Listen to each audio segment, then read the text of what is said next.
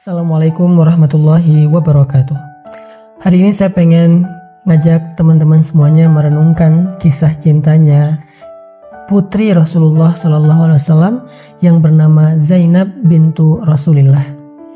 Kalau cerita dari Sayyidah Fatimah kita sering mendengar, Sayyidah Aisyah kita sering mendengar. Tapi bagaimana dengan kisah Sayyidah Zainab bintu Rasulillah? Zainab anaknya Rasulullah SAW. Ada sebuah kisah cinta Zainab yang sangat inspiratif dan mudah-mudahan menjadi penyemangat buat para jomblo fisabilillah dan yang udah menikah juga untuk bisa meniru ketulusan dari cinta Zainab dalam kehidupan beliau. Suatu hari seorang laki-laki yang bernama Abul As datang ke rumah Rasulullah SAW untuk melamar Zainab. Dia mengatakan, "Wahai Muhammad, saya ingin melamar putri engkau yang bernama Zainab." Kemudian Nabi mengatakan, "Saya tidak akan menikahkan dia sebelum saya bertanya pendapatnya." Lalu Nabi bertanya pendapat Zainab, "Wahai Zainab, engkau kenal Abul As?" Zainab kemudian diam. Dia melamar engkau, "Wahai Zainab, apa pendapatmu? Jika engkau setuju, maka aku akan nikahkan engkau dengan Abul As." Waktu itu Nabi belum mendapatkan wahyu, artinya belum menjadi Nabi. Zainab setuju dengan lamaran Abul As, maka menikahlah Zainab dengan Abul As. Selang beberapa lama kemudian, Rasulullah SAW mendapatkan wahyu dan dilantik oleh Allah sebagai Nabi. Dan sejak Nabi berdakwah tentang Islam kepada keluarganya, Zainab termasuk di antara yang pertama-tama masuk Islam dari kalangan keluarga Nabi. Ada Khadijah, ada Zainab, ada Ali bin Abi Thalib, dan seterusnya. Setelah Zainab masuk Islam, Zainab pulang ke rumahnya, mengatakan kepada suaminya, "Wahai Abul As, apa pendapatmu tentang ayah saya?" Kata Abul As, "Ayahmu adalah orang yang paling jujur, orang yang sangat terpercaya." Lalu Zainab mengatakan, "Wahai Abul As, sesungguhnya ayah saya adalah Nabi. Dia mengajarkan kebenaran tentang agama, bahwa tidak ada Tuhan selain Allah dan dia adalah utusan Allah." Abul As kaget. "Apa yang kau katakan, wahai Zainab?" "Wahai Abul As, apa yang disampaikan ayah saya adalah kebenaran, dan saya pun telah meyakini kebenaran itu bersama ibu saya Khadijah. Jika engkau berkenan, marilah ikut dengan saya. Kita sama-sama belajar tentang kebenaran ini untuk mengikuti Rasulullah SAW." Kemudian Abul As mengatakan, "Saya tidak ada urusan dengan omong kosong ini. Sesungguhnya saya tidak suka kepada orang yang telah mencela nenek moyang kita, mencela sesembahan kita, dan membuat kekacauan di tengah-tengah kaum kita." Akhirnya Abul As membiarkan Zainab dengan agamanya, sedangkan Abul As sendiri tidak mau memeluk Islam. Zainab terus berusaha untuk memahamkan suaminya tentang kebenaran Islam, walaupun Allah mentakdirkan belum memberinya hidayah. Sampai akhirnya turunlah perintah kepada Nabi untuk berhijrah. Ketika kaum muslimin satu persatu berangkat berhijrah ke kota Madinah, dan yang terakhir Rasulullah SAW juga dapat perintah untuk berhijrah bersama Abu Bakar, Zainab bertanya kepada Rasulullah, "Ya Rasulullah, apakah saya perlu berhijrah ke kota Madinah sedangkan suami saya masih dalam keadaan belum beriman?" Nabi mengatakan, "Wahai Zainab, tunggulah.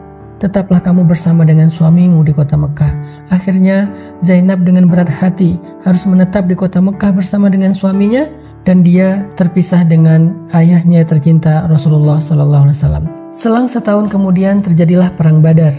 Dalam peperangan itu Abul As keluar bersama dengan pasukan kaum musyrikin untuk memerangi Nabi SAW. Makanya perang Badar itu termasuk perang yang paling berat bagi kaum muslimin. Di antara mereka memiliki saudara yang berdiri di barisan musuh, berdiri di barisan kaum musyrikin. Ada ayah yang harus berperang dengan anaknya, ada paman yang harus berperang dengan ponakannya, ada mertua seperti Rasulullah SAW yang diperangi oleh menantunya sendiri. Sehingga perang Badar menjadi ujian yang paling berat bagi kaum muslimin. Setelah terjadi perang, dan kita tahu perang Badar Allah memberikan kemenangan yang besar bagi kaum muslimin, ternyata Abul As termasuk di antara orang-orang yang ditawan di antara tawanan-tawanan di kota Madinah. Kemudian sampailah berita ke kota Mekah tentang penawanan Abul As kepada Zainab bintu Rasulillah. Zainab menjadi sangat bersedih di kota Mekah. Di satu sisi dia merasa bahwa yang ikut berperang ini adalah suaminya, Tetapi di sisi yang lain, yang diperangi adalah ayahnya. Zainab bingung bagaimana cara menebus Abul As, sedangkan Zainab tidak punya harta, mereka termasuk orang miskin. Sampai kemudian Zainab mencari sesuatu untuk bisa menebus suaminya kepada Rasulullah, maka dia mengirimkan sesuatu yang sangat berharga kepada Rasulullah di kota Madinah. Ketika Nabi memeriksa di antara tebusan-tebusan yang diberikan orang Quraisy untuk menebus tawanan mereka, Nabi menemukan satu benda yang sangat istimewa di antara tebusan itu. Tahukah kita apa? Kalungnya Khadijah. Ketika Nabi melihat ada kalung Khadijah di antara banyak harta-harta tebusan, Nabi mengambil kalung itu. Wajah Nabi kemudian berseri-seri. Nabi kaget, ini milik siapa? Ini milik siapa? Nabi mengatakan, wahai kaum muslimin, siapakah yang memberikan kalung ini kepada kalian? Orang-orang mengatakan, ya Rasulullah, itu adalah tebusan untuk Abul As dari istrinya. Nabi kemudian menitikkan air mata. Nabi tahu ini adalah kalung Khadijah, tetapi sekarang diberikan oleh Zainab untuk menebus suaminya. Dan harta itu ketika dijadikan sebagai tebusan bukan lagi menjadi milik pribadi Nabi, tetapi milik kaum muslimin. Dan Nabi merasa sangat sedih. Kalung dari seorang perempuan yang Nabi tidak pernah bisa melupakannya harus dijadikan sebagai harta milik umum dan tidak lagi menjadi milik pribadi Nabi. Bukan karena dia berharga dan mahal, tetapi dia penuh kenangan. Nabi menangis.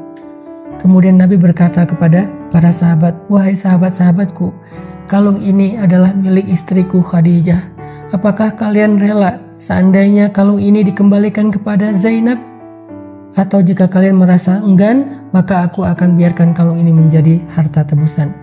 Semua mereka sadar dan mengatakan, ya Rasulullah, kami tidak akan mengambil sesuatu yang berharga di hatimu. Biarkan itu kembali kepada Zainab bersama dengan suaminya Abul As. Akhirnya Nabi tersenyum dan bahagia kalau itu dikembalikan kepada Zainab. Lalu Nabi mengatakan kepada Zainab dalam pesannya melalui Abul As, wahai putriku Zainab, jangan pernah engkau menggadaikan kalung ini untuk siapapun karena ini adalah milik Khadijah. Ini adalah cinta Nabi kepada Khadijah. Kemudian tidak lama setelah itu turunlah perintah dari Allah Subhanahu wa taala untuk menyuruh Zainab bercerai dengan Abul As. Karena tidak boleh perempuan beriman menikah atau tetap menjadi istri bagi seorang laki-laki yang kafir kepada Allah Subhanahu wa taala. Akhirnya Zainab pun untuk terakhir kalinya membujuk Abul As, wahai Abul As, suamiku tercinta, maukah engkau ikut bersamaku ke kota Madinah dan beriman kepada Rasulullah sehingga kita tidak perlu bercerai, kita tetap menjadi keluarga yang utuh? Abul As mengatakan, la, tidak, saya tidak akan mau beriman kepada Muhammad. Akhirnya dengan terpaksa dan sedih hati, Zainab berhijrah ke kota Madinah dalam keadaan menjadi jandanya Abul As. Sampai di kota Madinah, Zainab dilamar oleh banyak laki-laki selama 6 tahun berturut-turut. Satu persatu datang ke rumah Nabi melamar Zainab karena mereka tahu keistimewaan dari putri Rasulullah. Semua mereka ingin menjadi menantunya Rasul, tetapi semua lamaran itu ditolak oleh Zainab. Kenapa? Zainab belum bisa melupakan Abul As. Zainab masih berharap suatu saat Abul As akan datang untuk merujuknya dan masuk Islam. Sampai suatu hari Abul As bersama rombongannya berangkat ke Syam untuk berdagang. Pulang dari perdagangan terjadi peperangan antara Abul As dengan kaum muslimin di dekat kota Madinah. Peperangan kecil, tetapi waktu itu Abul As kalah dan dia lari ke kota Madinah mencari perlindungan kepada Zainab. Dia bertanya ke setiap orang, di manakah rumah Zainab? Ketika dia menemukan rumah Zainab, di waktu subuh dia datang mengetuk pintu rumah Zainab. Ketika Zainab membuka pintu rumahnya, dia melihat Abul As, mantan suaminya, ada di depan pintu rumahnya. Sehingga Zainab penasaran dan bertanya, wahai Abul As, apakah engkau ingin masuk Islam dan ingin merujuk aku? Kata Abul As, tidak wahai Zainab, aku meminta perlindungan kepadamu seandainya engkau masih menganggapku sepupu dan ayah dari anak-anakmu. Kemudian Zainab berangkat ke masjid untuk sholat subuh. Lalu selesai sholat subuh, Zainab berdiri dan mengatakan, wahai Rasulullah, wahai kaum muslimin, aku meminta perlindungan untuk Abul As. Nabi kemudian datang ke rumah Zainab, bertemu dengan Abul As, mengatakan, wahai Abul As, aku akan kembalikan kepadamu hartamu dan engkau adalah orang yang bebas. Ketika Abul As dibebaskan oleh Nabi SAW, barulah Abul As merasa tenang. Kemudian dia kembali ke Mekah. Setelah selesai urusannya di kota Mekah, dia kembali ke Madinah dan dia mengatakan, Asyhadu an la ilaha illallah wa anna Muhammadan Rasulullah. Sejak saat itu Abul As kembali kepada Zainab dan selang setahun kemudian Zainab pun meninggal dunia. Saat Zainab meninggal dunia, Abul As menjadi orang yang paling keras menangisnya, seperti seorang anak kecil yang ditinggalkan ibunya. Menangis sekencang-kencangnya, Abul As mengatakan, "Ya Rasulullah, tidak ada gunanya dunia ini tanpa Zainab." Selang setahun kemudian setelah Zainab wafat, Abul As juga wafat dalam keadaan menunggu hari pertemuan dengan Zainab. Merekalah kekasih dunia dan akhirat.